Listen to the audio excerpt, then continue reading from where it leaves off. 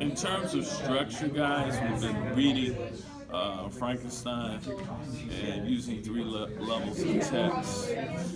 When you analyze the word, the phrase, the sentence that Mary Shelley uses in Frankenstein, what insights do you get from the structure? What do you find significant in terms of the text? I just find it fascinating how they use both life and death to kind of create this kind of beautiful but at the same time dark setting that really just kind of shows you the real kind of tone that Mary Shelley is trying to give you. The fact that creation can both be an amazing thing, but at the same time it can also be a what? Terrible thing. Exactly. Okay. And what about textual evidence? So, such as the sentence that I found on page 43. Ever since the fatal night, the end of my labors, and the beginning of my misfortunes, I had conceived a violent antipathy even to the name of natural philosophy.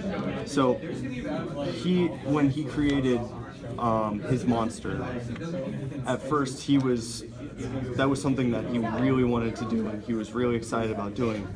But as soon as he did that, he realized that everything that he's done basically became his misfortunes. So everything that seemed beautiful to him turned dark. I was getting ready to say dark. Okay. Exactly. Excellent. Tremendous. Anyone else want to chime in? One thing I kind of like, the reason I like doing the three levels of text as compared to just regular reading notes, is that at the bottom, even beyond the phrase, the sentence, the word, the discussion and the debriefing part, is actually kind of one thing I really like, because it allows you to kind of give insight as to, it's not just like with regular guided reading questions, it's like, okay, Victor creates the monster, how do you feel about it, kind of thing, or whatever. It's not indefinite answers. They're more Copy paste. yeah, more like open-ended kind of questions, because it allows you to like break down each chapter. For example, the one we're doing now is chapter 7 and 8.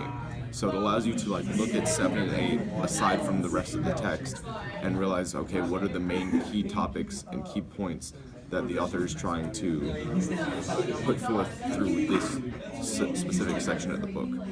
But it also allows you to look as the book as a whole and realize, okay, what is the overall themes? Because each chapter individually can have their own theme, but then there's also the entire theme in general over the entire book. So each thing kind of is its own individual piece. Something that the three levels of text that you do is on a more fundamental level. It teaches you to analyze and peel apart literature that you're seeing, especially fiction, stuff like this, but it even translates over to nonfiction. You can peel it apart and figure out its key undertone points.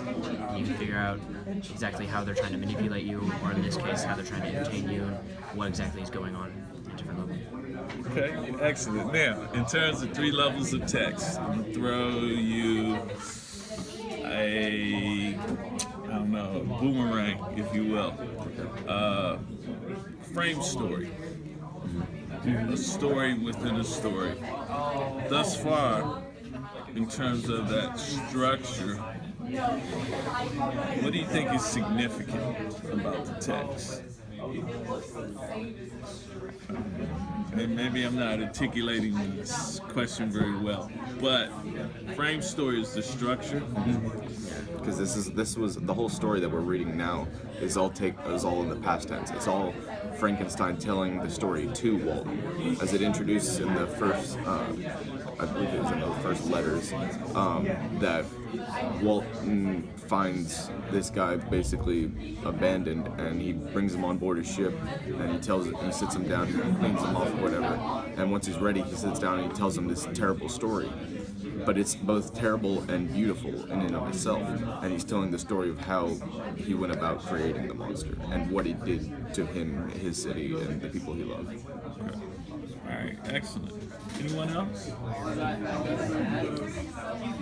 Structurally, we're getting the frame story of Victor, and overall, do we know how the monster thinks so far? Not yet. As of now, no. As of now, okay. I think we might have a little insight as to he kind of. It's not very evident, but it kind of hints on a little bit that how when he first created him, Victor realizes, okay, this is this monster I've created, and he rushes into his room, closes the door, and tries to fall asleep or whatever. It kind of the monster has somewhat of feeling that like, okay, did I like do something wrong? Like he just kind of is awoken, is brought to life, but then he just sees the person who created him just like you said, abandon him, leave him, or try to run away, and he kind of has that mindset as, did I do something? Like why would he leave me? So while we might not have, at this point in the book, have that much information on it, I guess that's kind of one way you can see a little bit of an insight. Excellent. Now, Mr.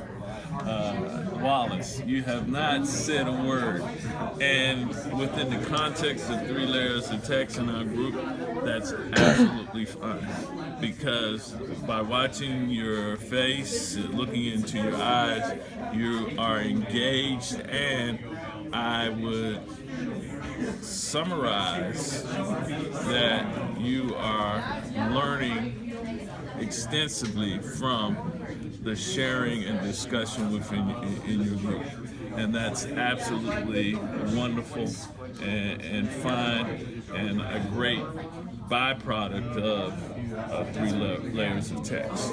Gentlemen, Ms. Milam, thank you for taping. Gentlemen, thank you for your contribution.